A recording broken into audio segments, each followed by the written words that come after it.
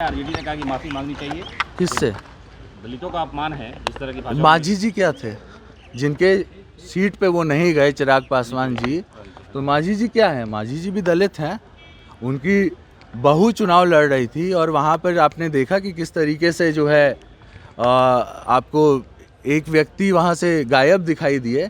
तो जो भी होता है, गठबंधन धर्म आपको ये कहता है कि पिक एंड चूज पॉलिसी नहीं होती है गठबंधन धर्म में। मर्दों की तरह गठबंधन होता है कि हम या फिर इस पार हैं या उस पार हैं, इधर जाएंगे और उधर नहीं जाएंगे, उधर जाएंगे और इधर नहीं जाएंगे। ये गठबंधन धर्म नहीं होता है और उनको समझना चाहिए। अगर वो गठबंधन में है तो स्पष्ट रूप से दिखाएं कि वो गठबंधन में हैं और बताएं, उनका स्वागत होगा। लेकिन अगर वो पिक एंड चूज की पॉलिसी चूज करते हैं, मांझी जी क्या है, दलित नहीं है? उनके सीट पे काहे नहीं गए थे चिराग पासवान? ये सवाल मेरा नहीं है, ये प्रेस वालों का सवाल है, ये आपका सवाल है। हाँ, और ये सवाल पूरे बिहार का है, ये गठबंधन का सवाल है। चिराग पासवान करे संगीन आरोप में सीएम नीतीश की कृपा से बाहर आए। अरे चिराग पासवान जी को याद रखना चाहिए कि उनके पिताजी और मेरे पिताजी के कितने मधुर रिश्ते थे। उनको शायद याद नहीं होगा।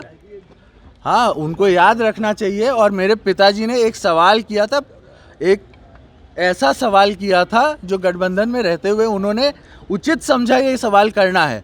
क्या बोला था मेरे पिताजी ने? यही बोला था कि अगर आप गठबंधन में हैं तो स्पष्ट कीजिए, अगर आप पिक एंड चूज की पॉलिसी मत कीजिए। आज इधर जा रहे हैं, कल उधर जा रहे हैं, मांझी जी के यहाँ नहीं जाएंगे, आनंद मोहन जी के यहाँ नहीं जाएंगे। हम भी तो गठबंधन में थे ना, हम तो ये सरकार बचाए हुए हैं। मेरी माँ जब लड़ रही थी तो चिराग पासवान अपना गठबंधन धर्म का पालन क्यों नहीं किया, क्यों नहीं आए उधर? मांझी जी भी, अगर इतनी बड़ी बात हो गई तो मांझी जी के चुनाव में क्यों नहीं गए वो? उनको तो जाना चाहिए गठबंधन धर्म क्या कहता है। और ये सवाल जो है, ये सवाल सिर्फ हमारा नहीं है, ये सवाल सबके मन में पनप रहा है।